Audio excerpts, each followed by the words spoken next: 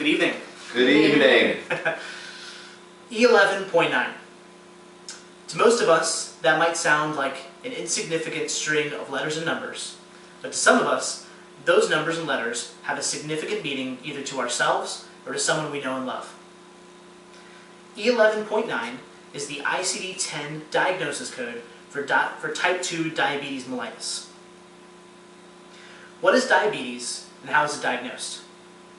Type 2 diabetes is the most common form of diabetes, and it's present when the body develops something called insulin resistance.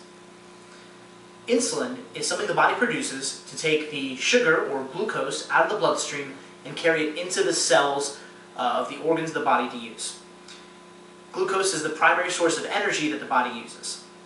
So when the body ends up having insulin resistance, there's a breakdown in that process, and it ends up compensating by pumping in more sugar or glucose into the bloodstream to get to those cells that aren't receiving it because of the insulin resistance.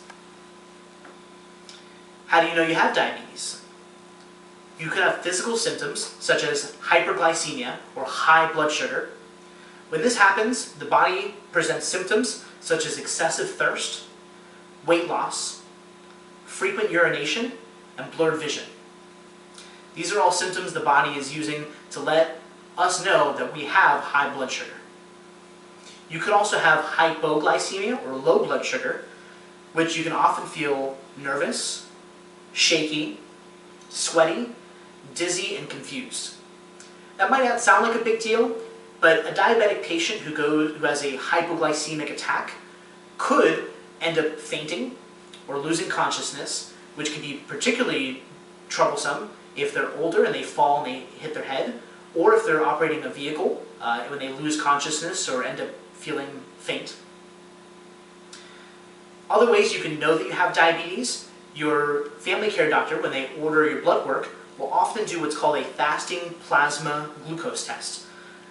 This is a test where you fast for 8 hours. If you have a blood glucose of 126 or higher, that means you have diabetes.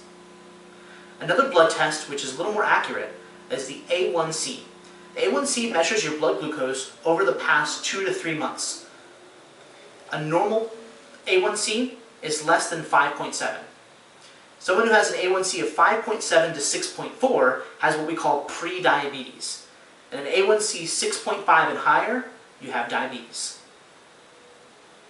Another test that a doctor can order is an oral glucose tolerance test, where your blood is taken at several intervals, including fasting, and then after having a sugary substance to eat, and they want to see how high your blood glucose goes. A blood glucose of over 200 indicates diabetes. So what's the big deal about diabetes? Diabetes is associated with a higher risk for pneumonia, influenza, hypertension or high blood pressure, hyperlipidemia or high cholesterol, stroke, skin problems, and vision problems. Show us your feet. If a diabetic goes in for their regular appointment with a doctor, every single appointment you should be taking off your shoes and your socks, and the doctor examines your feet. This is because the high blood glucose levels associated with diabetes lead to nerve damage and something eventually called diabetic neuropathy. Now, a loss of sensation in your feet might not sound like a big deal, but for a diabetic, not being able to feel the bottom of their feet, you could end up stepping on a piece of glass and not knowing it. You could end up having a skin breakdown because of walking through something wet and not realizing your skin has become compromised. In serious cases, this can lead to foot amputation. The only way you'll know if there's something going on with the bottom of your feet is to actually take a look at it. So a diabetic patient should be checking the bottoms of their feet every single day, and a physician should be doing it at every visit. Show us your eyes. The high glucose that happens in diabetic patients leads to an increased risk for glaucoma and cataracts. These are very easy to prevent and treat if caught early. So having regular vision exams for a diabetic is extremely important. And letting our diabetic patients know this and understand the reason why will increase their compliance with having the regular vision tests. Treatment of diabetes. The family physician will usually hope that the patient can lower their A1C with diet and exercise alone. A healthful diet for a diabetic will include lower intake of carbohydrates and higher amounts of protein and fat, especially limiting the added sugars and sugary foods can help lower the A1C. Also, an increase in physical activity, doing 30 minutes of exercise every day, burns up that extra blood sugar that's in the bloodstream that the diabetic can't absorb because of their insulin resistance. Increased exercise is also associated with lower blood pressure and a general wellness, so those are added benefits of extra exercise. Another treatment for a diabetic, if diet and exercise aren't enough on their own, is medication therapy. A physician might prescribe an oral medication to help normalize blood sugars so you don't have the highs and lows like hyperglycemia and hypoglycemia. But if oral medication isn't enough, then insulin therapy would be the next step. A patient might have insulin therapy once every day at bedtime to last for the entire day.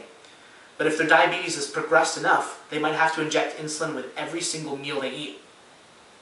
If the diabetes gets even worse, you might have to be on an insulin pump, which constantly injects insulin throughout the day to level out your blood sugars because of your insulin resistance. Treating diabetes and catching diabetes early on can help prevent it progressing this far. Having routine blood tests like your A1C and fasting plasma glucose and a lipid screen, which is for your cholesterol, should be done at least every 6 months, but I would consult your physician on the frequency for those blood tests. A diabetic patient should also be vaccinated regularly. You're at a higher risk for pneumonia and influenza, the flu, if you're diabetic.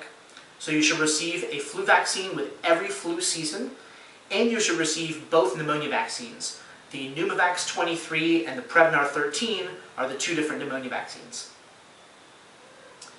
Diabetes is a serious disease, and it should be taken seriously. However, with early detection, including A1C and fasting plasma glucose blood tests, and with proper treatment such as medications, vaccinations, healthful diet and exercise, having diabetes does not have to lower your quality of life. Thank you very much.